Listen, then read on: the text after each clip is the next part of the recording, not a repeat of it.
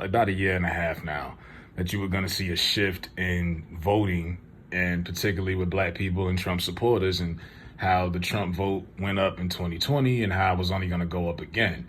But a lot of people are very just befounded. They just can't believe so many black supporters for Trump the numbers have went up drastically. And they tend to have this boogeyman effect that, Trump has this boogeyman effect on them. They are terrified. They're just scared. And here he goes. I mean, between the Project 25, you got this young girl right here, I'm gonna show. She is just hysterical. Oh my God, this is now, he's already said multiple times on Wax, he doesn't endorse this extreme conservative theory, because that's all it is. It's a theory. 922 pages to be exact. Most people who are scared of this theory have not read it. They've been told by other people what they've read, and they go based off the influences that they follow. And I mean, I'm hearing people saying that they're going to put us in concentration camps, like Anne Frank and the Holocaust and all of that. I'm like, really? So, well, we going back to that. So listen to this girl right here, and this is her stance on 25. How can you be against it? And the other side's going around trying to make me sound extreme, like I'm an extremist. I'm not. I'm a person with great common sense. I'm not an extremist at all. Like some on the right, severe right, came up with this Project 25, and I don't even know. I mean, some of them I know who they are, but they're very, very conservative, just like you have. They're sort of the opposite of the radical left, okay? You have the radical left and you have the radical right, and they come up with this, I don't know what the hell it is, it's Project 25. He's involved in Project, and then they read some of the things, and they are extreme. I mean, they're seriously extreme. But I don't know anything about it. I don't want to know anything about it. But what they do is misinformation and disinformation, and they keep saying, he's a threat to democracy. I'm saying, what the hell did I do for democracy? Last week, I took a bullet for democracy. What did I do against democracy? Trump and his supporters have every intention of taking the livelihood away from a lot of people. If it's already hard for you to take care of your financial responsibilities, to take care of your family, if it's hard for you to find medical aid for yourself or people that you love, Trump is going to make that harder. They plan to put policies in place that will make it very hard for everyone to live in this country unless you have a six-figure salary. No one is exaggerating, and I understand that with the political climate that we're in, it can be very overwhelming, and I understand people that choose to ignore it. However, no one is exaggerating when they say. So, right. So there you have it right there. The girl in the bonnet. By the way, y'all got to stop getting on the internet with these bonnets, man. But the fear that, and I'm like, first of all, sweetie, she was talking about how Project 25 is going to take away jobs. Wake up, smell the coffee, smell the roses. They are already taking jobs. Do you not see layoffs? Mass layoffs are happening in corporate America all the time. Google, Microsoft,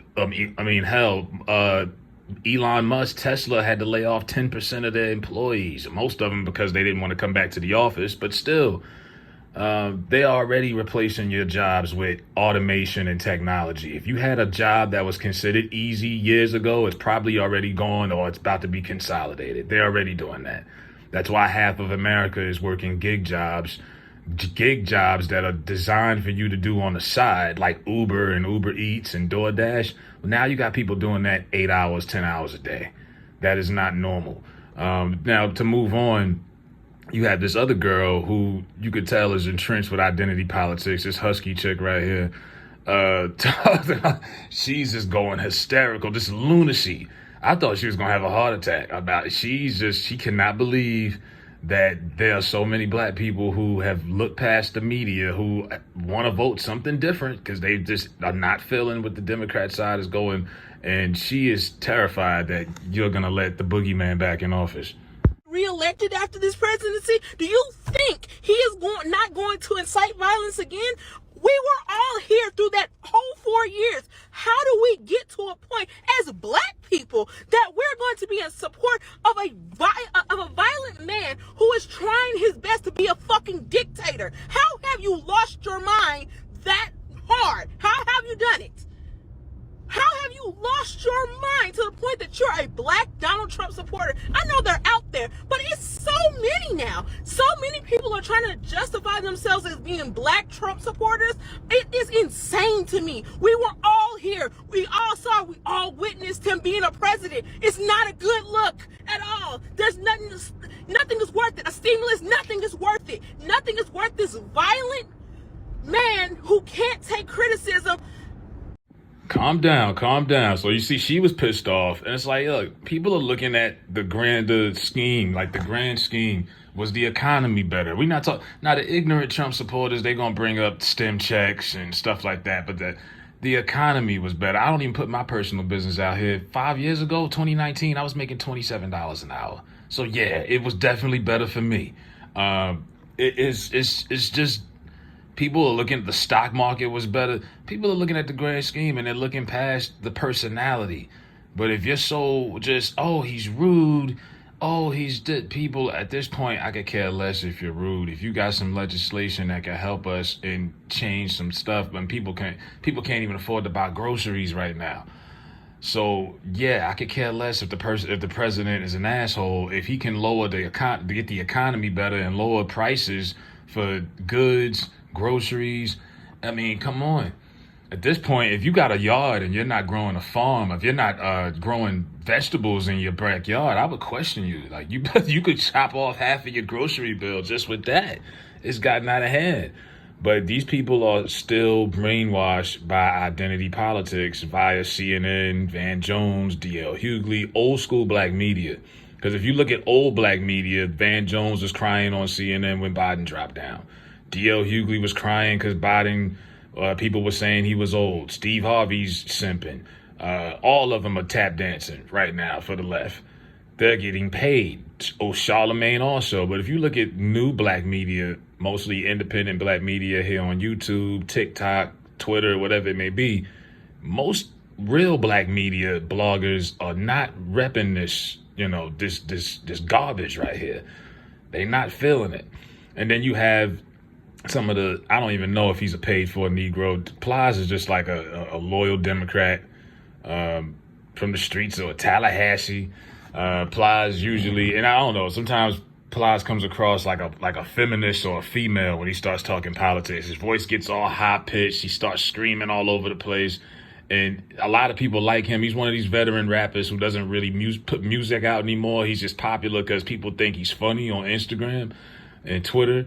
But he stands on this Democratic square and he is pissed off at all Trump supporters, especially black ones. I'm just trying to motherfucking see why everybody's so goddamn quiet.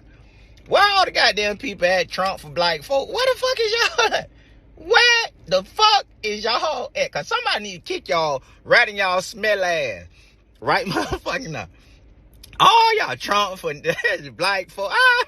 All this shit. All of a sudden today, y'all so motherfucking quiet today. Y'all ain't got a motherfucking thing to say today. All I'm motherfucking say is NABJ. That's all I got to motherfucking say.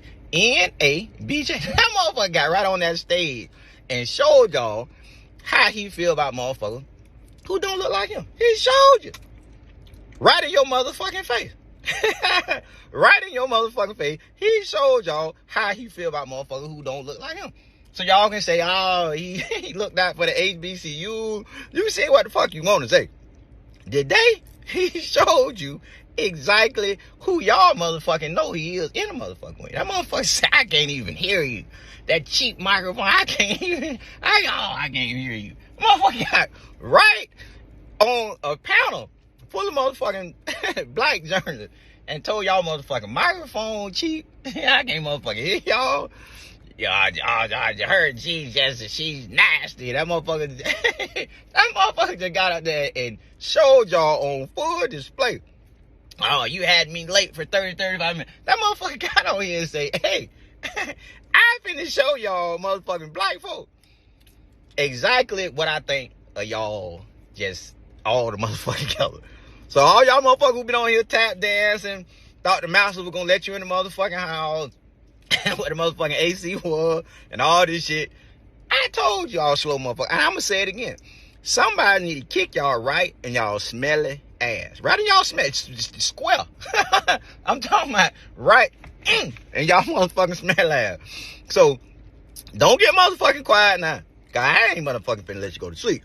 Don't pay no attention to this goddamn gun in my mouth. I ain't finna let you motherfucking go to sleep, cause I finna stay on y'all motherfucking ass. Cause you motherfucking deserve it. Kick you right in your smelly ass. Now, he's mad because they felt like Trump disrespected the black girl from ABC News. He said that he came there early. They showed up 30 minutes late. The equipment was broken up and all of that stuff. So he's mad. I'm like, first of all, give him props for coming to the lion's den, because as a white conservative going into a room with nothing but black Democrats and liberals, that took guts. A lot of people wouldn't have done that. Do you think Kamala would have went into a room with a bunch of old conservative white guys and did an interview? Probably not. Most people would not do that. But that was good journalism. I know Roland Martin was saying he shouldn't have been there anyway. How did the national black journalists even bring him up there? It's journalism. It's objectivity. People want to see what's going on. Like, what? How are y'all so biased? Y'all just like, it's ridiculous, man. But yeah, Plies was upset about that. But yeah, Plies is always screaming and running up and down on Instagram and Twitter about this and that. No policy. He even had the nerve to say, as long as Kamala relate to the people, that's all that matter. I'm like, yo, y'all gotta stop, man. Stop. Get these rappers who have no education, probably ain't even got a GED, talking about policy. I'm like, I'm not so sure Plies has ever voted before. You think that fool is registered to vote? You know what I'm saying? Could be surprised. Could surprise me. I don't know. But yeah, man, the fear mongering is real. And I was trying to tell one of my homeboys this. He's like, man, ain't nobody scared. Yes, y'all are scared. Y'all are very terrified. If I'm not mistaken, I think fear is the number one reason why y'all are voting the way y'all are voting. Because none of y'all are bringing up policy. Every time I hear someone talk about Kamala, it's, oh, well, we just don't want Trump. That is, you're voting without substance if you're voting just so the other side can't win. You're wasting your time. Right, vote for a purpose. If you're voting just so Trump doesn't win, you're voting without substance and you're wasting your time. People like that shouldn't even be allowed to vote. But let me know what y'all think in the comments, man. I'm out.